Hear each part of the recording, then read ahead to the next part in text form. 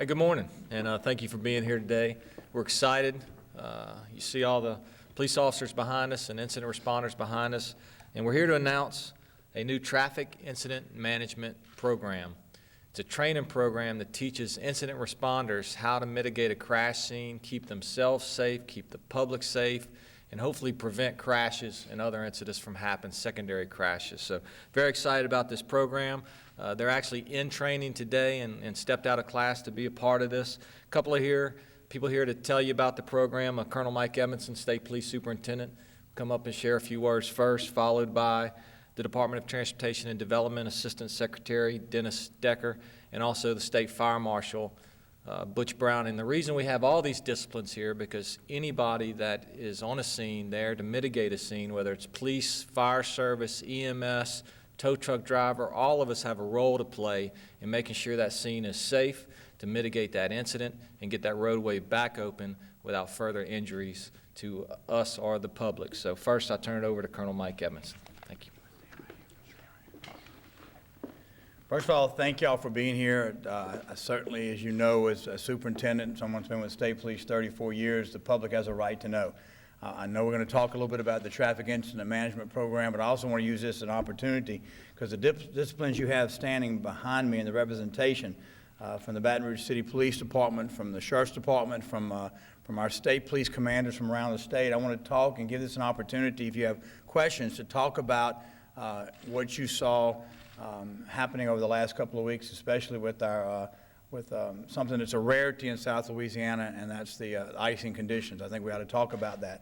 I think you have to only look no further than our partners to the east of us and other states, specifically Mississippi, Alabama, Florida, and Georgia. And I think you saw indications of what can happen when interstates open, when highways open, and there's really no, I guess, proactive approach to looking exactly what we have ahead of us, and we did that in Louisiana. I think when you think about a traffic crash or traffic incident in Louisiana, for every 1 minute that it takes for that emergency response vehicle to get there, there's an additional 4 to 7 minutes of traffic that will be behind that. I think you see the indication from the storm here in Louisiana and here specifically in Baton Rouge. When we close an interstate inside the city limits of Baton Rouge, we have a bridge that crosses over into West Baton Rouge. You've got an old Mississippi River bridge that crosses over. You've got the bridge on 61 that crosses into Point Capee Parish. So you have an indication once you close something that there's all other arteries that you have to look at. Plus, when you plan those types of situations, you've got to be thinking in the back of your mind during an emergency, and during this time period when we had roads closed, there was also a back portion of it to where we could move emergency traffic through if we needed to, and we had to. We had ambulances that had to get to certain locations. We had fire trucks. We had fuel trucks that had to get to locations that we made escorts at a very, very low rate of speed during those time periods, because it's important that continues to happen, that there's indications that when you close a roadway, if you've got to get to an emergency, that you've got to be able to do so. You also have to think in the fact that once you close it, you have to man every single entry and exit ramp to a major highway, to an interstate. That doesn't happen by itself. That takes large amounts of people, and that takes partnership, whether it's the Sheriff's Department, the Police Department, or the State Police, or any other emergency response agency to actually maintain those. And also, when you've got our partners with the Department of Transportation and Development, Sherry LaBaugh, the Secretary of DOTD, we spoke probably 12 to 15 times a day talking about the conditions around the state because we were trying to remain proactive that if we were going to have to close a roadway, how are we going to do that to make sure that there's no one on it? And then once we close it, we've got to maintain personnel on there. DOTD personnel were actually continually inspecting the bridges, continually expressing the roadways to make sure that the icy conditions that were causing, was it causing any damage to it? We saw that towards Whiskey Bay, and we also saw it in St. John the Baptist Parish, that once that ice got on the roadway, that they actually damaged portion of the bridge. We don't have a regularity where this happens, where we've got trucks going to that are removing the ice or scraping the ice of it.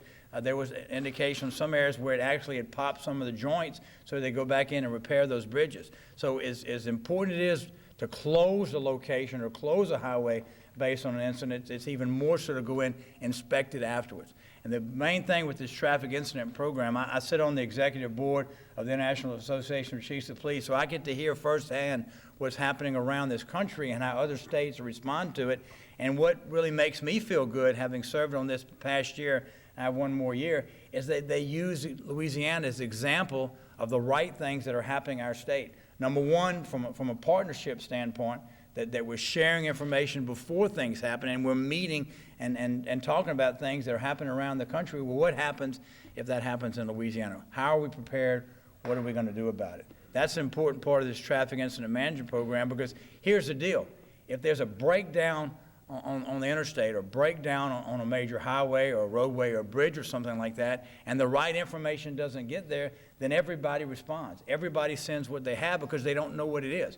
But if it's just a vehicle that's broke down because it needs a jump or they're out of gas, it's different from an emergency vehicle or a crash where there's injuries and we got to get an ambulance up there, where there's a fatality, we got to get other stuff out there. So it's important that we know and communicate exactly what happens, and that's the whole thing about investigating an incident itself and managing that incident. As quickly as we can get the right personnel up there, then that's that much quicker that we can get that roadway open. It's about public safety. It's about saving life. If you look at police officers who've been killed in the line of duty, 40% of those officers that killed in the line of duty have been so at the scene of crashes, motor vehicle crashes. We've had well over 130 police officers in the last 5 or 6 years that have been actually killed at the scene of incidents that's already happened. An incident that's happened, they're working that, and the injuries or deaths results from that portion of it. If you look back at the crashes we had over the past couple of weeks in relation to the storm, the concern we have are those secondary ones. If you look at what happened in Alabama and Georgia, the secondary crashes that happened because of an incident. It may be something as simple as a car that was broke down the highway. If you don't get the person up there as quickly as possible, those secondary crashes that are causing injuries and sometimes causing fatalities out there. And we've seen the results on TV. So I'm incredibly pleased and proud of the men and women we have behind us that are dedicated to making sure that this incident management is done in a proper way and trained. We're going to train every single state trooper in this state on the incident management program. You're going to see the same thing of our police officers and our sheriff deputies around the state to get this type of training, because it makes a difference. It's the way that you do things so that we can get that roadway open as quickly as possible. So. I'm Assistant Secretary Dennis Decker. I'm the Assistant Secretary for DOTD. Certainly pleased to be here this morning to be part of this effort to roll out this multidisciplinary approach to what the Colonel has already talked about, and that's about improving roadway safety and improving our response time, and also in enhancing congestion, reducing congestion. Certainly this is a joint effort. It's between DOTD, it's between the Louisiana State Police, it's between the local police officials as well as the fire departments around the state. And we believe this multidisciplinary approach is the right way, and certainly training first responders so that we can get all of our law enforcement people trained on the approaches that are necessary to clear the roadway quickly and reduce secondary crashes is very important. Louisiana Department of Transportation and Louisiana State Police have already worked cooperatively in this area for a number of years. We've had some legislation that's been passed that has improved our ability to be able to reduce congestion associated with incidents on the roadway. We've also worked jointly in implementing some pilot programs and implementing some specific projects related to interstate type projects such as the Atchafalaya Basin program and project. Really, what we're announcing here today is good news for all. This is all about reducing congestion. It's all about improving safety. It's about improving travel time and efficiency of people and goods as they move about our interstate and our highway system here in Louisiana. Unfortunately, highway congestion related to incidents actually cause about a quarter of our congestion. So that in itself is important. But there are also some other things that are very important about reducing incidents. As the Colonel has spoken, one of our primary concerns is secondary impacts or crashes that occur after the initial impact. So the quicker we can get the roadway cleared, the less issues we're going to have with secondary impacts. And certainly secondary impacts are more likely to be caused by every minute that we have the roadway closed due to the primary impact. He mentioned that our responders out there are certainly another issue is the safety of those individuals, and there have been a number of individuals, both at the state and local police, that have been killed as a part of their duties being out there on the roadway. We also have tow truck drivers, other types of emergency responders that are out there on the roadway, and there have been a significant number of those that have been killed in Louisiana as well as nationally, responding to in trying to improve the safety of the roadway. This is all about training these individuals so that they can work cooperatively together. As we say, this is a joint effort. And the train-the-trainer program that we've talked about here that we're rolling out is going to allow us to train up to at least 1,000 people over the next year that are indeed then going to take the message out. It's also these people, as they work together in the training course, are going to enhance communication. They're going to be able to talk about what the issues are important to each of the different groups, and to be able to promote the communication and the camaraderie, if you will, that allows a better understanding of what it takes and what are the issues that we need to be addressing when we're out there trying to manage an incident.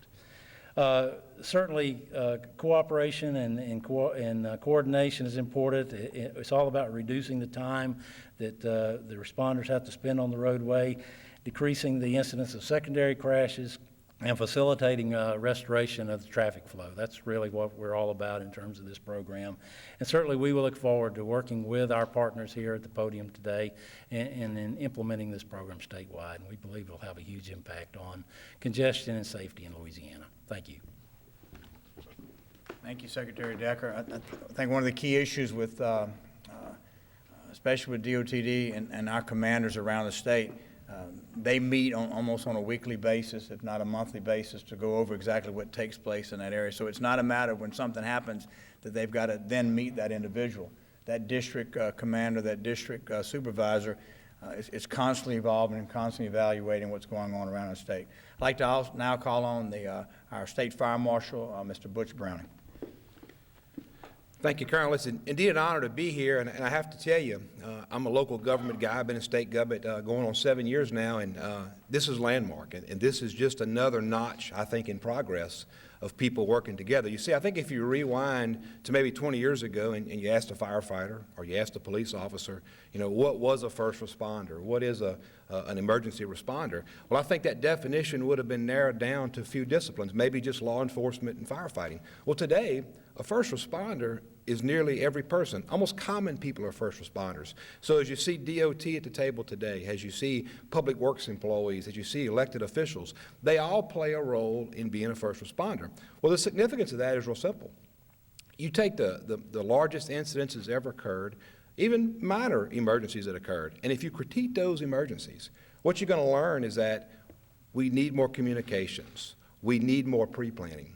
Well, ladies and gentlemen, this is what this is. I mean, this whole idea of bringing people together and building relationships before an accident, before an emergency, making people talk through training is just phenomenal. So, you know, as the Louisiana Fire Service goes about the business of doing what it does, it has to respond in a very robust manner. You see, when someone calls 911 and says there's an emergency and potentially there are people's lives in danger, well, those fire services are going to respond with everything that they think is appropriate. It might be multiple trucks. It might be very technical equipment that at the end of the day probably wasn't needed, but you had to respond it because you just never know, because that second could mean life or could mean death.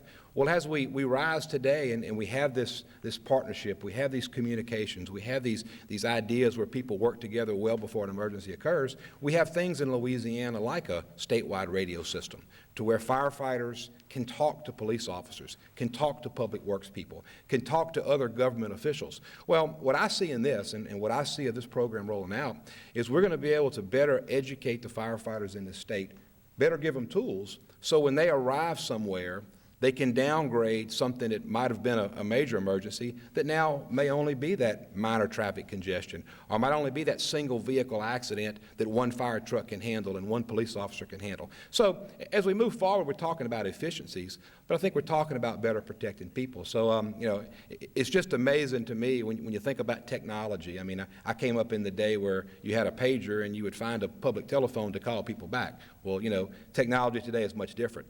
So today, technology is going to save lives well before the emergency responders get there. So again, we look forward in our role in the Fire Marshal's office, working with the certainly dedicated men and women of the Louisiana Fire Service, continuing their great successes with their local law enforcement, their local emergency responders, their local elected officials. And at the end of the day, it enhances safety. And you know, you hear this so many times, but I just think you can never dispute this fact. You know, if it saves one life, everything that we've done today, your time today, and these people's time over the next several months producing this training program has paid for itself.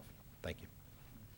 I'm going to open up to questions, but I want to say this. I think in closing, I think the proactive leadership, not from an individual effort, but a collective effort, from our police chiefs, from our sheriffs, from our DOTD partners, from our public safety partners, from the fire departments, it made a difference.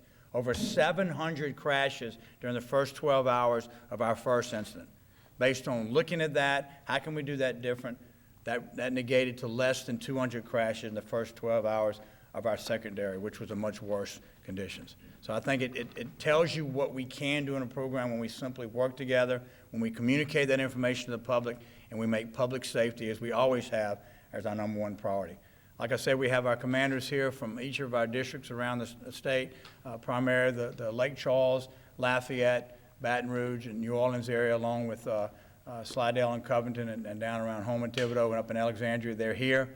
Monroe and Shreveport, also the Baton Rouge Police Department is here. So if you have any questions based on what happened during that time period or anything with this program, we'd be glad to answer that now. I think what coordinates and the whole thing from our federal partners, from the Federal Highway, the whole plan on this was getting people together that's going to be involved. If you have a crash up on the Mississippi River Bridge, you can have the Baton Rouge Police Department, the Louisiana State Police, the West Baton Rouge Parish Sheriff's Department, the East Baton Rouge Parish Sheriff's Department, everybody sending resources down to this. What it's looking for, the traffic incident management, is exactly what occurred at this. Is it a car that's broke down? Is it actually a crash where injuries occurred? Is it a fatality? Is it a fire? Do you need emergency personnel as far as an ambulance? Making sure that from that initial phone call, the training of whether it's that dispatcher, the person that's taking the phone call, the police officer responding to it, emergency personnel respond to, educating the public, putting that information together so that we can make sure that whatever it is at an incident, we make sure that equipment gets there and gets there quickly. That communication, that actual management of that incident is so critical, not only to public safety, but also to our economy, of getting that highway back open. No one wants to be stuck in traffic for an extended period of time. I think when we know what's going on, we communicate that, and we also put that out to the media so they can know exactly what's going on and why we've closed the roadway. That's something in the past that you've just said, you know, I'm stuck in traffic, a roadway's closed, that information's not getting out there. Just like Butch said, if it's a vehicle that's broken down and then they send the fire department historically responds with everything. Well, let's make sure that what goes up there is exactly what's needed, whether it's a wrecker for a tow operation of someone that's broke down, whether it's getting the proper personnel up there. That's the whole issue with traffic incident management, getting the right people up there and getting up there as quickly as possible. Because, like I said, for every minute that it takes for a responder to get there, you can multiply that by many minutes that people are going to be stuck in traffic, and by the same token, for every minute that it takes to get the proper equipment up there, that's even an extended amount of time. So historically, you got that lone officer that gets up there, then they call for everything. This is about, at the beginning, find out exactly what's needed and getting it up there. You guys Well, I think you saw the results in this incident that you had just here with the storm. I think if you point around, and you certainly don't want to point fingers anywhere, but I think when you've got to look at what we're doing in Louisiana, we try to be very proactive. If there's an area where a lot of crashes are occurring, if there's an area where there's a problem with a roadway itself or something like that, where you bring in your partners like with DOTD, I think it's bringing that issues together. We've been training in this now for almost a year. We've been talking about it. This is a program that we're just getting started where we're sharing it with our partners around the state. I'm going to make sure that every state trooper is trained in there. This is a 1 day of training that just talks about what you really already know. But it's bringing it all together, bringing all disciplines together, and making sure that it's really about a partnership. This is not about Mike Edmonson. This is not about the Louisiana State Police. This is about everyone. Because at the end of the day, the public could care less, like I've said many times. They care less the color of our uniform, the shape of our badge. They just want to know when something happens that we're trained and we're going to get the right personnel up there. It starts with the initial phone call. It's making sure that when you get a phone call of a particular incident on the interstate, on a highway, it's asking the right questions. You know, it's when someone calls in and says, I've just been involved in a crash. Well, do you need an ambulance? Is the car immovable?